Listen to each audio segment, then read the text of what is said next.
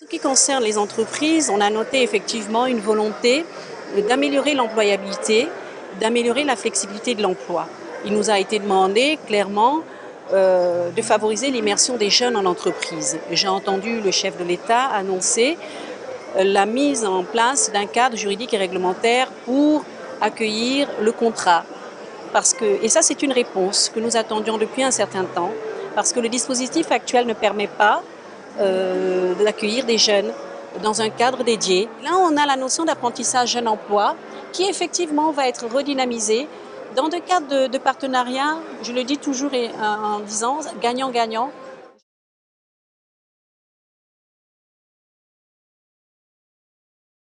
On n'a pas une offre de formation dans notre pays qui soit en accord avec les besoins de nos entreprises. Parce que le cadre de concertation en amont qui doit être là, parce que vous avez l'État qui a la responsabilité de mettre en place la politique gouvernementale sur l'enseignement et la formation et l'éducation, qui est en amont, qui met en place une politique. Et nous sommes en aval. Mais vous voyez bien que le jeune élève, le jeune collégien, le jeune lycéen, le jeune étudiant, c'est un potentiel travailleur. Il va être en relation avec qui à la fin du jour, il est en relation avec qui? Il est en relation avec l'employeur. Donc nous pensons et nous avons dit qu'il est important que la relation soit prise en compte dès le départ. Moi, j'ai participé à un atelier sur les opportunités d'emploi, mais je vous assure que j'ai été assez sensible à la détresse de ces jeunes. Je me disais, mais comment on peut faire? Parce que ce sont des jeunes qui ont été formés, ils sont sociologues, ils sont en communication institutionnelle, mais correspondent-ils vraiment à nos besoins? Et j'avais le sentiment que je me disais, mais comment on va faire pour les employer? Il faut donc comprendre une attention particulière à la remise à niveau.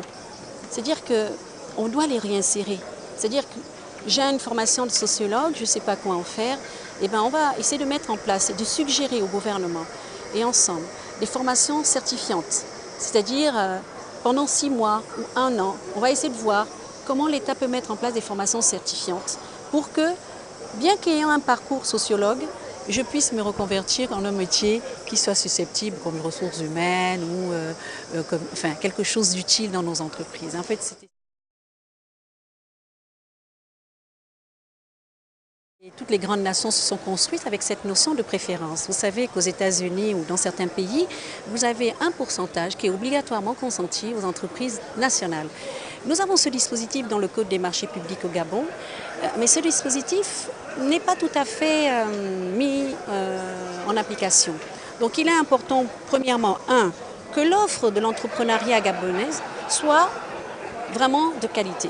Qu'on identifie effectivement les entrepreneurs qui sont capables d'accompagner qualitativement le projet de développement de notre pays, de sorte que nous ayons effectivement des sous-traitants gabonais qui soient capables, et pendant cette période-là, de pouvoir avoir cet échange de savoir-faire, cet échange de technicité, pour effectivement leur permettre de continuer à grandir dans la pérennité et dans l'intérêt de la nation. La Confédération patronale, qui en principe est également une confédération d'entreprises aussi gabonaise, va effectivement avoir pour ambition de défendre les entreprises nationales. Parce que quand vous êtes national, ça veut dire que vous êtes immatriculé au Gabon. Donc quels que soient les capitaux que vous avez derrière, vous êtes une entreprise nationale. Donc c'est très important, effectivement, pour permettre cette création d'une véritable dynamique entrepreneuriale qui est chère à la fois pour nous les opérateurs économiques d'ailleurs et pour le gouvernement et puis pour tout le pays.